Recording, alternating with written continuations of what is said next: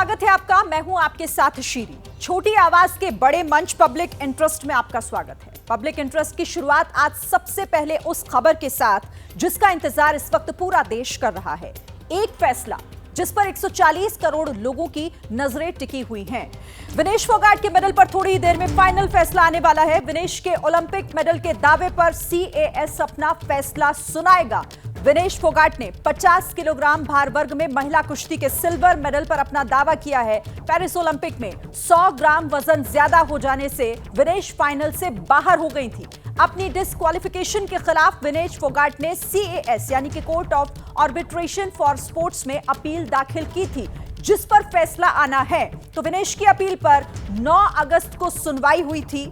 आज विनेश की उसी अपील पर court of arbitration of sports यानी कि CAS अपना फैसला सुनाने जा रहा है। विनेश फोगाट के मेडल पर कभी भी फैसला आ सकता है, जिस पर विनेश के परिवार, उनके कोच, उनके साथियों की भी नहीं बल्कि पूरे देश भर की निगाहें उस फैसले पर टिकी हुई हैं।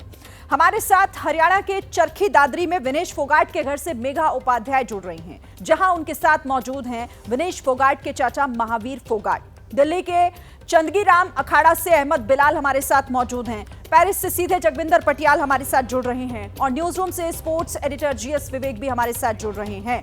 लेकिन सबसे पहले करेंगे परिवार का रुख। मेघा उपाध्याय हमारी सहयोगी जो महावीर फोगाट उनके साथ मौजूद हैं। सबसे पहले मेघा, उनसे जानिए कि इस फैसले का इंतजार तो पूरा देश कर रहा है, परिवार क्या उम्मीद लगाकर बैठा है? जी शिरीन, देखिए मैं सुबह से यहाँ पर हूँ और परिवार को, न केवल परिवार बल्कि पूरे भारत को इस फैसले का इंतजार है और अब महज कुछ वक्त बचे हैं, किसी वक्त फैसला आ सकता है। तो चलिए मैं सीधा परिवार का रुख करती हूँ। महावीर फोगाट जी हमारे साथ हैं, कोच हैं, रिश्ते में विनेश के चाचा लगते हैं और विनेश के जो तमाम उपलब्धियाँ उसमें सबसे बड़ा योगदान इनका है। जानते हैं कि कितना इंतजार है फैसले का। महावीर जी, कुछ मिनट बचे हैं, आप कभी भी फैसला आ सकता है। आप पिछले कई दिनों से इंतजार कर रहे हैं, हम आपके साथ बने हुए, क्या कहेंगे? अब जो वक्त बीत रहा है वो कितना मुश्किल है और क्या लगता है फैसला क्या आएगा? देखिए, जो एक पल है, हमें 4-5 दिन हो लिए एक पल जो फैसला का इंतजार करे हैं और जो टाइम पर टाइम दिया जा रहा है, मुझे पूरी आस उम्मीद है। 140 करोड़ भारतवासियों को उम्मीद है जो सिल्वर मेडल के लिए जो है सब कह रहे भी हमें सिल्वर मेडल मिलना चाहिए, अगर बनता है तो हमें पूरी आस उम्मीद है। जो वर्ल्ड रेसलिंग फेडरेशन जो न जो कोर्ट है जो न हमें आस उम्मीद है जो न जो हमारा जो न सही जो न हमारे पक्ष में फैसला की पूरी उम्मीद है। तैयारियां हो गई हैं, आप लोग मिठाई लेकर बैठे हैं, गांव वाले जो आसपास है वो आ गए हैं, तो लगता है कि फैसला जो हक में ही आएगा। देखिए, मैं पूरा विश्वास है भी जो फैसला हमारे हक में आएगा। हमें पूरी कोर्ट पर जो है उम्मीद है हमें न्याय मिलेगा और हम जो इसके लिए जो है खुशी के लिए आपने जो पहले हम इंतजार किए हुए हैं, जब गोल्ड मेडल की जो 140 करोड़ भारतवासियों के जो न या जो कुश्ती से जो वर्ल्ड रेसलिंग में जो जुड़े हुए हैं, जो सभी को पता है जो विनेश का गोल्ड मेडल था, हम तो जो उसका गोल्ड मेडल मान के चल रहे हैं। तो स्वागत कैसे करेंगे जब विनेश यहाँ पर आएंगी? मेडल मिले या ना मिले, फैसला चाहे जो है, आप कैसे स्वागत करेंगे? देखिए, अगर मेडल मिल जाता तो और खुशी हो जाती है, जो गम जो गोल्ड मेडल का भूल जाती, लेकिन हम जो विनेश का स्वागत वैसे ही करेंगे जो एक गोल्ड मेडलिस्ट का होता है। सारा भारत जो है उसका इंतजार करे उसके आने का और हम वैसा ही स्वागत करें जो एक गोल्ड मेडल का होता है। हम लोग भी यहाँ आपके साथ ABP न्यूज़ की टीम पिछले 4 दिन से बनी हुई है। आप लगातार टीवी पे टकटकी बनाए रहते हैं, इंतज़ार जो फैसला टलते जा रहा है, लेकिन अब कुछ मिनट का समय बचा है, तो ऐसे में धड़कनें तेज़ है, क्या लग रहा है, कैसे वक्त बीत रहा है, मन में क्या चल रहा है? देखिए, जो धड़कनें जो कुश्ती लड़ रही थी उस टाइम भी थी, जो आज वो एक पल जो बहुत मुश्किल हो रहा है फैसला के लिए और पूरी आस उम्मीद करते हैं हमें न्याय कोर्ट जो हमें पूरी आस उम्मीद हमें जो मेडल के लिए जो है खुशखबरी। इस बीच विनेश के जो पति हैं वो तीनों वहाँ पर है, किसी से कोई बातचीत, कोई संपर्क, कब तक लौटेंगी? देखो, वो जो है ना फैसला हो जाता तो कल ही जो है वो आएंगी और जब तक वहीं जो है वहीं रुक रहे हैं। ठीक है। तो देखिए सीरीन, परिवार इंतजार कर इस रहा बात है, की उम्मीद लगाकर बैठा है कि फैसला उनके पक्ष में आएगा। वो कह रहे हैं कि विनेश को न्याय मिलेगा और सिल्वर मेडल की दावेदारी जो है वो उनकी सही साबित होगी। इसके लिए तो थोड़ा सा इंतजार करना होगा। बाकी भी मेरे सहयोगी हमारे साथ बने हुए, सबके पास हम चलेंगे, लेकिन विनेश फोगाट पर आने वाले फैसले से पहले जो उनके वकील हैं विदुषपत सिंघानिया, उन्होंने क्या कहा है ये मैं जल्दी से आपको बता दूं। फैसला विनेश फोगाट के पक्ष में आने की उम्मीद जताई है। विनेश के वकील ने कहा है कि उन्हें उम्मीद है विनेश फोगाट के पक्ष में ही फैसला होगा। उनका यह भी कहना है कि विनेश का पक्ष मजबूती से रखने के लिए काफी मेहनत की है और उम्मीद है कि CAS विनेश के पक्ष में ही आज अपना फैसला सुनाएगा। विनेश जी के लॉयर जो 4 फ्रेंच लॉयर्स हैं, उन्होंने अपनी याचिका फाइल करी थी कैस में। हम लोग इंडियन ओलंपिक एसोसिएशन को रिप्रेजेंट कर रहे हैं, हम लोग उनके सपोर्ट में हैं, तो हम लोग उनके सपोर्ट में एमिकस ब्रीफ में गए हैं कैस में। ये आर्बिट्रेशन प्रोसीडिंग्स है, इसमें प्रोसिक्यूटर नहीं होता है, इसमें सारी पार्टीज़ होती हैं। विनेश जी एप्लीकेंट हैं, UWW और नेशनल ओलंपिक कमेटी रिस्पोंडेंट है और Indian Olympic association interested party थी। तो ये चार पार्टी थी। ये उम्मीद तो हम लोग सबको है, इसीलिए सब मेहनत कर रहे हैं कि कैस गए, आर्ग्यू किया। अब उम्मीद तो है, बट क्या आता है ये तो पता नहीं है। बट हम लोग यही होप कर सकते हैं और विश कर सकते हैं कि विनेश के पक्ष में आए। तो विनेश फोगाट के वकील को आपने सुना। GS में आपके पास आती हूं, क्योंकि देखिए जो अब कोर्ट का जो भी फैसला होगा, CAS का जो भी फैसला होगा वो तो देखना होगा, लेकिन अभी तक जो दलीलें, जिन दलीलों के वकील भी उनकी बात कर रहे थे, क्या लगता है उस आधार पर क्या होगा आपसे थोड़ी देर बाद? देखिए, ये एक बहुत लैंडमार्क जजमेंट होने वाला है शिरीन। आप सिल्वर मेडल एक तरफ, और अगर आप देखें तो पूरे मायने में जो है वो बहुत ही अलग आपको सुनाई देगा। 1 साल पहले जब जंतर मंतर पे जब वो धरना के लिए उतरी थी, तब वो भारतीय रेसलिंग को सुधारने के लिए लड़ाई लड़ रही थी, लेकिन जाने अनजाने में ओलंपिक के उस मंच पर जाकर अब जो है विनेश फोगाट एक ऐसे सिचुएशन में है जहां पर वो पूरे वर्ल्ड रेसलिंग के जो रूल्स हैं, रेगुलेशंस है, कॉन्स्टिट्यूशन है, उसको बदल सकते हैं। क्योंकि यहाँ पर जो मेडिकल कमीशन की जो रिपोर्ट है कि वाटर वेट कितना रिटेन हो सकता है, एथलीट के लिए कितना ज़रूरी है अपनी बॉडी को हेल्दी रखने के लिए, इन सब पे भी दलीलें वहाँ पर रखी गई है। तो वो एक बहुत इंपॉर्टेंट चीज़ है। दूसरा कि आप किस तरीके से आप डिस्क्वालीफाई करते हो। आप अगर उसको डिस्क्वालीफाई करते हो तो रेपेचार्ज जो होता है, जहाँ पर ब्रॉन्ज मेडल डिसाइड होता है, जो 2 फाइनलिस्ट होते हैं उनके साथ साथ जो भी लोग हारे होते हैं, वो सभी हारने वाले लोग ब्रॉन्ज मेडल के लिए लड़ाई करते हैं, उसको हम रेपेचार्ज कहते हैं। तो रेपेचार्ज की प्रक्रिया जो है उस पर उस एथलीट को क्यों मिला ब्रॉन्ज जो विनेश से हारी थी, क्योंकि आखिरी के 2 फाइनलिस्ट के बीच में होना चाहिए। तो ये सब रूल्स के जो है इर्द गिर्द जो है पूरी दलीलें रखी गई हैं, और इसी वजह से बहुत सारे लूप होल्स माने जा रहे हैं। UWW जो वर्ल्ड रेसलिंग फेडरेशन है, उनके रूल्स के आधार पर, IOC के आधार पर। तो इसीलिए अब हो सकता है कि एक काफ़ी लैंडमार्क जजमेंट यहाँ पर हमको देखने को मिले। बिल्कुल लैंडमार्क जजमेंट देखने को मिल सकता है और उसी का इंतजार हम कर रहे हैं। विनेश फोगाट पर court of arbitration for sports के फैसले के बाद हरीश साल्वे और PT उषा की प्रेस कॉन्फ्रेंस भी होने वाली है। CAS में हरीश साल्वे ने ही विनेश फोगाट का पक्ष रखा है। भारतीय ओलंपिक संघ की अध्यक्ष PT उषा और हरीश साल्वे इस मामले से जुड़ी हुई जानकारियां सबके सामने रखेंगे, जिसमें वो ये भी बताएंगे कि मेडल पर विनेश फोगाट का दावा मजबूत करने के लिए उनकी तरफ से क्या क्या दलीलें पेश की गई थी, जिसके बाद अब फैसला कभी भी आ सकता है। अब आपको ग्राउंड जीरो पर लिए चलते हैं। पेरिस से हमारे साथ जगविंदर पटियाल सीधे जुड़ रहे हैं। जगविंदर जी, कितनी देर और लग सकती है? कोई इंफॉर्मेशन इससे जुड़ी हुई मिल रही है? क्योंकि पूरा देश इस वक्त इंतजार कर रहा है कि विनेश पर CAS आज फैसला देता क्या है। देखिए, भारतीय समय के मुताबिक लगता है कि 9:30 बजे के आसपास फैसला आ सकता है, और जहां तक यहाँ पेरिस के समय की बात करें तो 5:30 बजे के आसपास, 5 से 5:30 बजे के बीच में कहा गया था कि फैसला दे सकते हैं, क्योंकि CAS का ऑफिस नॉर्मली 6 बजे तक खुला रहता है। ऑस्ट्रेलिया के इकलौते आर्बिट्रेटर हैं जिनको इस पूरे मामले पर कंसिडरेशन के बाद फैसला लेना है। शुक्रवार को सुनवाई पूरी हो गई थी, लेकिन बावजूद उसके एक्सेप्शनल केसेस में और समय ले लिया जाता है, उसी के तहत ये समय लिया गया है। मांगा क्या था, मतलब अगर हम बात करें कि भारतीय ओलंपिक संघ ने, और दूसरी तरफ से अगर विनेश फोगाट ने, इसमें दलील क्या रखी थी? उन्होंने रखा था कि सिल्वर मेडल को शेयर किया जाए, क्योंकि जो 100 ग्राम वजन का इशू है उसमें खिलाड़ी की कोई गलती नहीं है। हालांकि क्या ये नियम बदला जाता है, इसको स्वीकार किया जाता है, नहीं, ये अब भी एक बड़ा चैलेंज है। लेकिन दूसरी तरफ जिस तरह से एक दबाव बना है, जिस तरह से समय लिया जा रहा है, उसको देखकर लगता ये है कि ना सिर्फ विनेश फोगाट के लिए, ना सिर्फ भारत देश के लिए, बल्कि मुझे ये लगता है कि ये इंटरनेशनल ओलंपिक कमेटी के लिहाज से भी एक लैंडमार्क जजमेंट होगा। और दूसरी बात, इसमें पार्टी किसको बनाया गया? पार्टी CAS में विनेश फोगाट ने पार्टी बनाया है, एक तो यूनाइटेड वर्ल्ड रेसलिंग को, और दूसरा इंटरनेशनल ओलंपिक कमेटी को, और साथ ही जो भारतीय ओलंपिक संघ है वो भी विनेश फोगाट का साथ दे रहा है और इस पूरे मामले के केस को लड़ रहा है।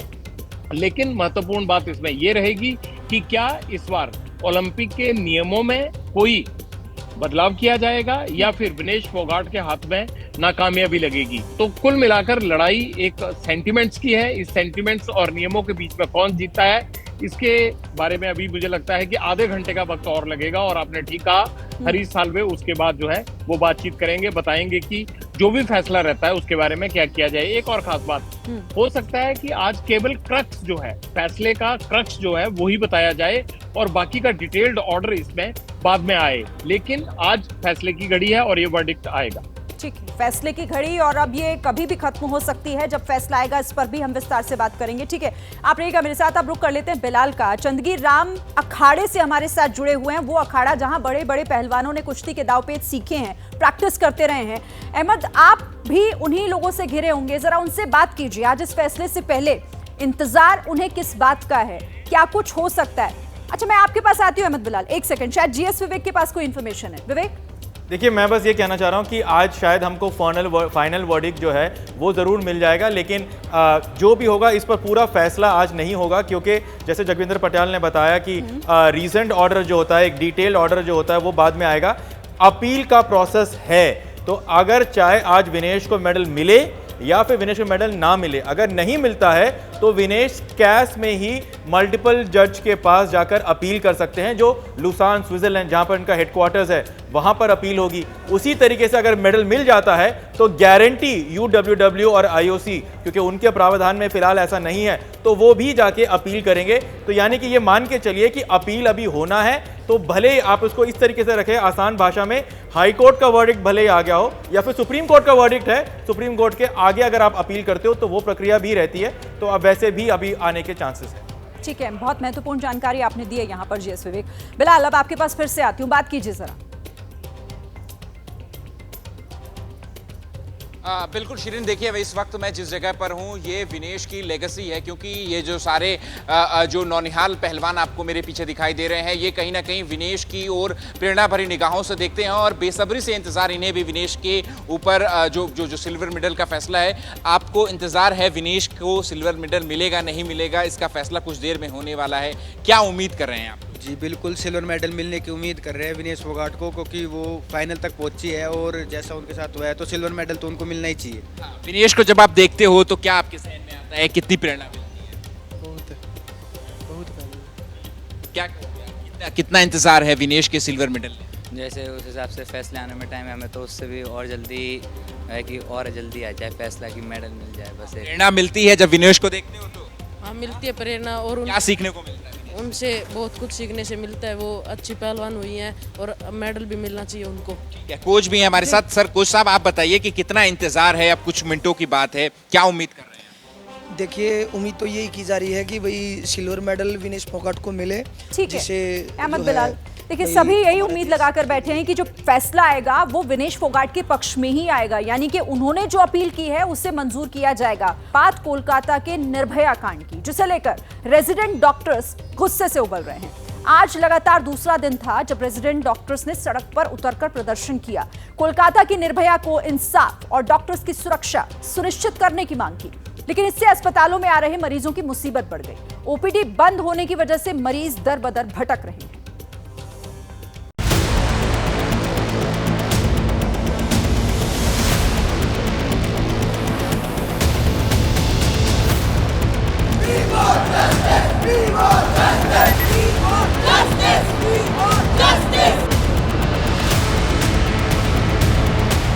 नंबर 1 घंटे में आता था, 3-3 घंटे मारे, लोग खड़े खड़े बेहोश हो रहे हैं। न कोई डॉक्टर है न कुछ, कहते हैं कि हड़ताल पे हैं। जनता को बहुत परेशानी हो रही है।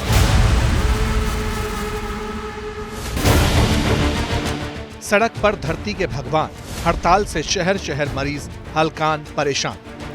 कोलकाता के आरजी कर मेडिकल कॉलेज में डॉक्टर से रेप और मर्डर की घटना से पूरे देश के डॉक्टर गम और गुस्से में हैं। लगातार दूसरे दिन पूरे देश में रेजिडेंट डॉक्टर सड़क पर नजर आए, ओपीडी सेवाएं बंद रहीं। मुंबई, दिल्ली, लखनऊ, पटना, भोपाल, शिमला, चंडीगढ़, विशाखापट्टनम समेत देश का कोई भी ऐसा शहर नहीं जहां डॉक्टर्स ने कोलकाता की निर्भया को इंसाफ और डॉक्टरों की सुरक्षा की मांग को लेकर विरोध प्रदर्शन न किया हो। जितना जल्दी हो सके, even with the help of fast track court, एक प्रॉम्प्ट इन्वेस्टिगेशन हो जाए, जो भी कल्प्रिट और कल्प्रिट्स है पहचान किया जाए। एक पर्सन ही को अरेस्ट किया गया है, 3 लोग की शायद इन्वॉल्वमेंट है इसमें। Firstly we want our security.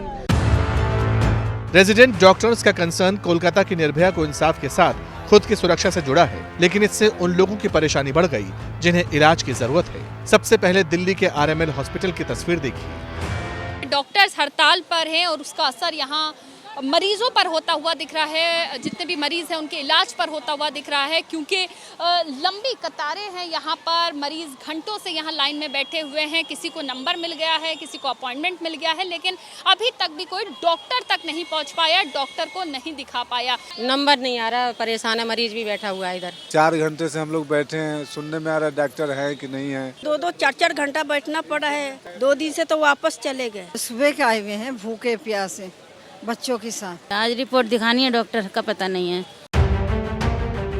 Registration counter पर स्टाफ नहीं, ओपीडी में डॉक्टर नहीं, यानी ना पर्ची बनी ना डॉक्टर मिला। दूर दूर से पहुंचे मरीज इलाज के लिए भटकते नजर आए। पर्ची नहीं कट रही है। क्या कहा गया कि बंद है। दिक्कत यह है न्यूरो सर्जरी से दिखवाना था, बहुत परेशानी है। आज ये तो खुला था कुछ देर पहले, फिर बंद करा दिया गया। अब बाहर ही कुछ देखना पड़ेगा, अब क्या करें। कोई अररिया से आया, कोई जहानाबाद से। अब बिहार से मध्य प्रदेश की राजधानी भोपाल चली। मध्य प्रदेश के विदिशा के रहने वाले विनीत कुमार न्यूरो के पेशेंट पिता के साथ इलाज के लिए भोपाल एम्स आए थे, लेकिन हड़ताल के चलते डॉक्टर नहीं मिले तो पिता के चेहरे पर परेशानी के भाव कहीं ज्यादा गहरे हो गए। अभी तक हम सुबह से अभी मुकाम पे नहीं पहुंचे हैं, न कोई डॉक्टर है, न कुछ कहते हैं कि हड़ताल पे हैं, 2 दिन आना कि शुक्र आना, कहीं कहता है सोमवार को आना। अभी कोई ठिकाना नहीं पड़ा उसका। धारू सिंह और उनके बेटे विनीत सिंह की तरह ही होशंगाबाद के रहने वाले राजेंद्र बैरागी आंख के इलाज के लिए डॉक्टर को दिखाने के लिए भोपाल एम्स पहुंचे। हालांकि उनकी किस्मत अच्छी थी, ओपीडी में सीनियर डॉक्टर के पास उनका नंबर आ गया। चेक किया मेरे को डॉक्टर साहब ने, दवाई भी लिख के दिया। डॉक्टर्स की हड़ताल के बीच सबकी किस्मत राजेंद्र बैरागी जैसी नहीं रही। भरतपुर के रहने वाले प्रकाश दिल की बीमारी के इलाज के लिए जयपुर के सवाई माधो सिंह अस्पताल पहुंचे। घंटों तक लाइन में लगे रहे, फिर भी नंबर नहीं आया। परेशानी हो साहब, ना हो जा खड़ो, दिक्कत हो जाती है। हाँ, तो पता है आपको हड़ताल चल रही है। हड़ताल को मुँह ना पता साहब। सवाई माधो सिंह अस्पताल में कार्डियोलॉजी विभाग के साथ ही दूसरे डिपार्टमेंट्स में भी मरीज इलाज के लिए भटकते दिखाई दिए। ओपीडी में सीनियर डॉक्टर्स के होने के बावजूद कमरों के बाहर लंबी लाइन नजर आई। कमोबेश यही हालत देश की आर्थिक नगरी मुंबई में भी दिखाई दी। नाला सोपारा की रहने वाली सारिका के पति को किडनी में दिक्कत है, पेशाब की नली भी लगी हुई है, लेकिन वो पति के इलाज के लिए मुंबई के नायर अस्पताल पहुंची तो तमाम जतन के बाद भी डॉक्टर तक नहीं पहुंच सकी। आज बुलाया था हम लोग को, इसके लिए आया नाला सोपारे से, तो वो बोल रहे कि हम लोग को कुछ यही चल रहा है, इसके लिए आज डॉक्टर को ही मिलेगा नहीं। अभी देखेंगे, किधर तो जाना तो पड़ेगा ना, उसको तकलीफ तो है। मुंबई के नायर अस्पताल में इलाज के लिए पहुंचे राजेंद्र कदम से मिली। इन्हें कैंसर जैसी घातक बीमारी है, लेकिन उन्हें भी हड़ताल के चलते अस्पताल से मायूस होकर लौटना पड़ा। तो डॉक्टर लोग कोई नहीं तो फॉर्म भरेगा नहीं, तो दवा नहीं मिलेगा। तो अभी कोई नहीं तो क्या बोलेंगे। डॉक्टर वहाँ कोई अंदर ले नहीं रहा है और इतनी गर्दी, कम से कम 150 पब्लिक पड़ी है। सबको मना कर रहा है कि तुम लोग जाओ, ये हफ्ते में दवा नहीं मिलेगा, आगे हफ्ते में दवा मिलेगा। डॉक्टर्स की हड़ताल के चलते पूरे देश में ऐसी ही तस्वीर नजर आई। ज्यादातर अस्पतालों के रेजिडेंट डॉक्टर्स की हड़ताल के चलते ओपीडी सेवाएं बंद रही, तो कई अस्पतालों में नए मरीज को न देखने के पोस्टर लगा दिए गए, जिससे मरीज को खासी दिक्कत का सामना करना पड़ा। मरीज इलाज के लिए भटक रहे हैं, डॉक्टर अपनी मांगों पर अड़े हुए हैं। इधर कोलकाता हाईकोर्ट ने निर्भया केस की जांच सीबीआई से कराने के निर्देश दे दिए हैं। वहीं स्वास्थ्य मंत्रालय ने डॉक्टर्स की सुरक्षा को लेकर देश के सभी मेडिकल कॉलेजेस को दिशा निर्देश भी जारी किए हैं, लेकिन डॉक्टर्स की ओर से अब तक हड़ताल खत्म करने का ऐलान नहीं किया गया है। दरअसल डॉक्टर सुरक्षा की पूरी गारंटी चाहते हैं। उनकी डिमांड क्या है, ये रिपोर्ट देखिए।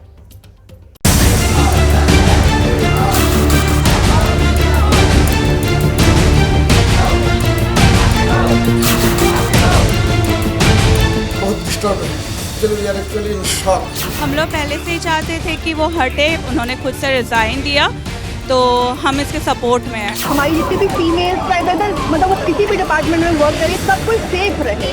निर्भया के गुनहगार को फांसी की सजा, पीड़ित परिवार को न्याय, अस्पतालों में सुरक्षा व्यवस्था, सिक्योरिटी प्रोटोकॉल समेत रेजिडेंट डॉक्टर्स की मांगों की फहरिस्त बेहद लंबी है। एक डॉक्टरों को सेफ्टी के लिए एक सेंट्रल लॉ आया जाए। बेटी बचाओ के लिए हमें सिक्योरिटी करनी पड़ेगी। हड़ताल पर गए डॉक्टर्स की मांग है कि कोलकाता के निर्भया को इंसाफ और परिवार को मुआवजा दिया जाए। डॉक्टर्स और अस्पतालों की सुरक्षा के लिए केंद्रीय स्तर पर कानून बने।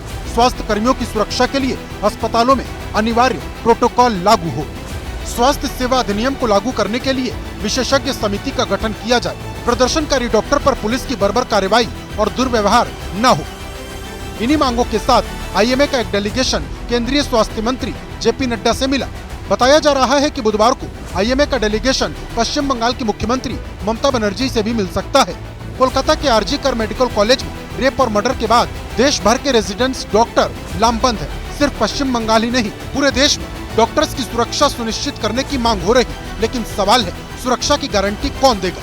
पहले देखिए मौजूदा वक्त में अस्पतालों की सुरक्षा के लिए क्या प्रावधान है।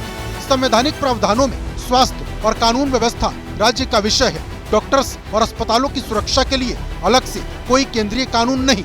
25 राज्यों में डॉक्टर्स और अस्पतालों पर हमले का कानून है। अब क्योंकि स्वास्थ्य और कानून व्यवस्था राज्य का विषय है, तो डॉक्टर से अस्पताल में हिंसा और अपराध का कोई मामला होता है तो फिर आपराधिक कानूनों के साथ साथ राज्य की व्यवस्था लागू होती है। जबकि केंद्र सरकार डॉक्टर्स की सुरक्षा को लेकर गाइडलाइन जारी कर सकती है। मसलन अस्पताल की सुरक्षा के लिए विशेष बल की तैनाती या फिर हॉस्पिटल परिसर में सीसीटीवी कैमरे।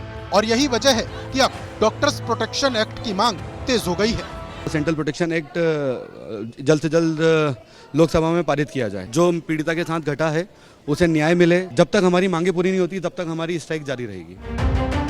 इधर डॉक्टर्स की हड़ताल को देखते हुए केंद्रीय स्वास्थ्य मंत्रालय एक्शन में है। मंत्रालय ने सभी मेडिकल कॉलेज को डॉक्टर्स की सुरक्षा के दिशा निर्देश जारी किए हैं। वहीं नेशनल मेडिकल कमीशन को 48 घंटे में रिपोर्ट देने को कहा है।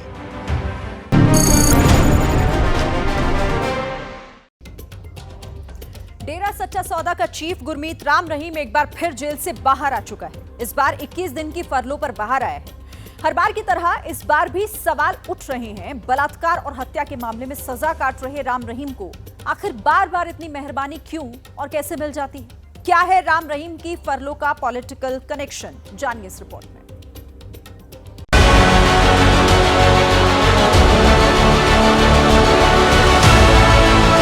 प्यारी साथ संगत जी, सबको बहुत बहुत आशीर्वाद। आपके दर्शनों के लिए फिर से हाजिर हुए हैं। और इसी के साथ डेरा सच्चा सौदा के प्रमुख बलात्कार और हत्या का दोषी गुरमीत राम रहीम एक बार फिर जेल से बाहर आ गए। राम रहीम को इस बार 21 दिन की फरलो मिली है। पुलिस काफिले के साथ राम रहीम यूपी के बागपत में अपने आश्रम पहुंचा। अगले 3 हफ्ते बागपत का यही आश्रम राम रहीम का ठिकाना होगा।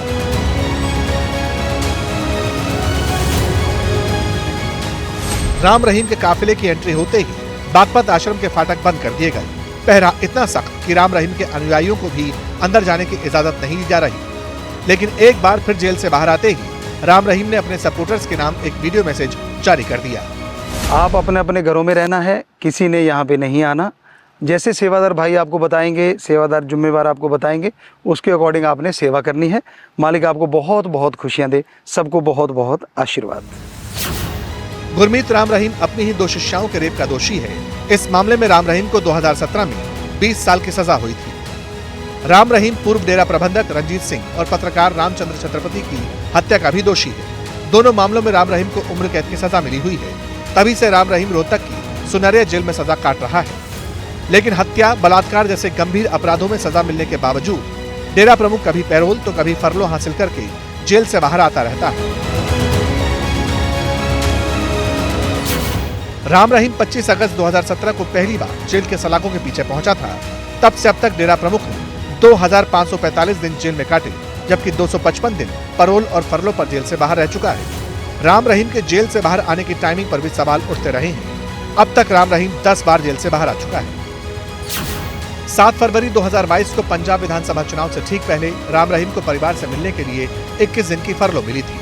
17 जून 2022 को हरियाणा म्युनिसिपल चुनाव से ठीक पहले उसे 30 दिन की पैरोल मिली। 14 अक्टूबर 2022 को हरियाणा और हिमाचल में विधानसभा चुनाव से पहले राम रहीम 40 दिनों के लिए पैरोल पर जेल से बाहर था। 20 नवंबर 2023 को राजस्थान विधानसभा चुनाव से पहले भी 21 दिन की फरलो मिली। 19 जनवरी 2024 को लोकसभा चुनाव से पहले राम रहीम 50 दिनों की पैरोल पर जेल से बाहर आए और अब एक बार फिर हरियाणा विधानसभा चुनाव से पहले डेरा चीफ को 21 दिनों का ब्रेक मिला। राम रहीम को बार बार राहत मिलना कई सवाल खड़े करता है। प्रशासन और हरियाणा सरकार को कटघरे में खड़ा किया जाता रहा है। पूछा जाता है, गुरमीत राम रहीम क्या सिर्फ पार्ट टाइम ही जेल में रहते हैं? शिरोमणि गुरुद्वारा प्रबंधक कमेटी राम रहीम को बार बार मिल रही पैरोल और फरलों के खिलाफ कोर्ट भी जा चुकी है। जो सानू पता सी ਉਹਨੂੰ डिसीजन की करना ਉਹਦਾ पता सी ਉਹਨੇ ਪੈਰੋਲ ਦੇਣੀ ਆ ਹੁਣ 21 ਦਿਨਾਂ ਦੀ ਹੋਊਗੀ ਗਾਹਾਂ ਮੁੜ 21 ਦਿਨਾਂ ਤੋਂ ਬਾਅਦ ਫੇਰ ਆਊਗੇ ਮੁੜ ਕੇ ਪਿਛਲੀ ਵਾਰੀ 7 ਵਾਰੀ ਹੋਈ ਸੀ ਹੁਣ ਸ਼ਾਇਦ ਉਹਨਾਂ ਨੂੰ ਖੁੱਲ ਮਿਲ ਗਈ ਤਾਂ 10 ਵਾਰੀ ਵੀ ਕਰ ਦੇਣਗੇ ਤਾਂ ਸ਼ਾਇਦ ਅੰਦਰ ਹੀ ਨਾ ਭੇਜਣੇ ਵੀ